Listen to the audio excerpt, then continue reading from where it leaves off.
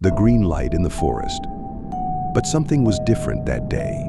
Perhaps it was a premonition fleeting like the shadow of a cloud but leaving a strange feeling in my chest. The wind, mixed with drizzling rain, tapped on my hood like thousands of tiny fingers hurriedly writing some ancient warning. I ventured deeper into the forest, trying not to think about the unease that grew with each step. The forest became darker, and the leaves seemed to merge into one large, shapeless mass through which it was difficult to pass. But that didn't stop me somewhere ahead, I believed, were the spots where the best mushrooms grew. Soon I realized that I had strayed from my usual path. I knew the forest like the back of my hand, but now, standing on an unexpectedly deserted road, I couldn't understand how I ended up there. My gaze wandered over the surroundings, which held nothing familiar. Only a strange, dead silence. My steps led me to something I initially thought was a quirk of nature. It was a huge pit dug in the middle of the forest road, as if someone had dug it intentionally. It seemed bottomless, and from it emanated a mysterious green light, filling the air with a dense mystical energy. The light was so unnatural that I felt the hairs on the back of my neck stand on end. Suddenly, a faint rustling came from the pit, which gradually turned into a sinister scraping sound. And then, from the depths of this light, something emerged. The creature appeared before me so suddenly that I didn't have time to comprehend its presence. It was tall, taller than a person, with enormous sharp teeth like daggers that glistened in the eerie green light. Its skin was pale, almost transparent like that of a ghost, but the most terrifying thing was its eyes bottomless, black, devoid of any humanity. Paralysis, like an icy hand, gripped me, freezing my will.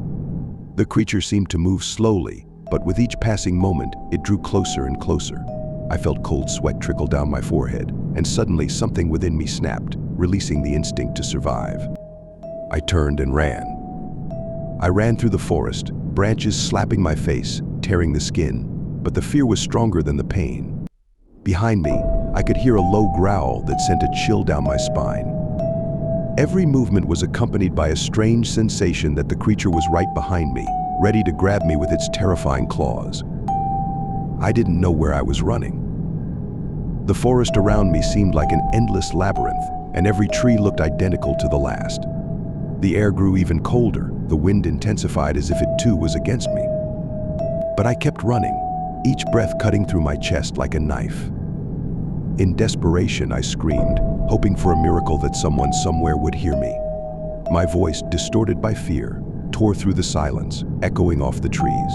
But no one answered. Only the branches continued their dance, and the creature continued its pursuit.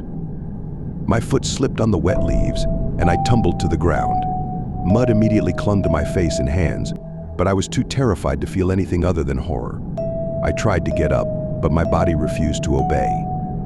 Every muscle seemed paralyzed by fear. The creature was now very close. I felt its presence like a deadly cold enveloping everything around me. Time seemed to slow, and images of my entire life flashed before my eyes. At that moment, I realized I could no longer run. And then, amidst this nightmare, I heard a voice. It was a faint, almost inaudible whisper that pierced through the howling wind and the pounding of my heart in my ears. Someone was calling my name. I didn't know if it was a product of my fevered mind or a real miracle, but I obeyed the call.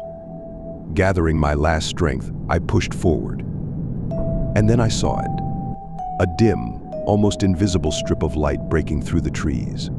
It was the road. With my last ounce of energy, I crawled onto it, feeling the surface beneath my feet change. I heard the creature stop behind me, as if the road's boundary was an insurmountable barrier for it. I collapsed to my knees, exhausted but alive. The creature did not follow me, but its growl lingered in my ears for a long time, like a warning. I knew this was not just an encounter with something unexplained. The forest held its secrets, and I had come too close to one of them. A lot of time has passed since then, but I never returned to that forest. Mushrooms were no longer my passion, and the green light remained forever etched in my memory as a symbol of things in this world that are better left untouched. Since then, every autumn wind, every rustle in the night reminds me of that pit, that green light, and the creatures that dwell in the dark corners of our world. And may this remain just a scary story for all of us.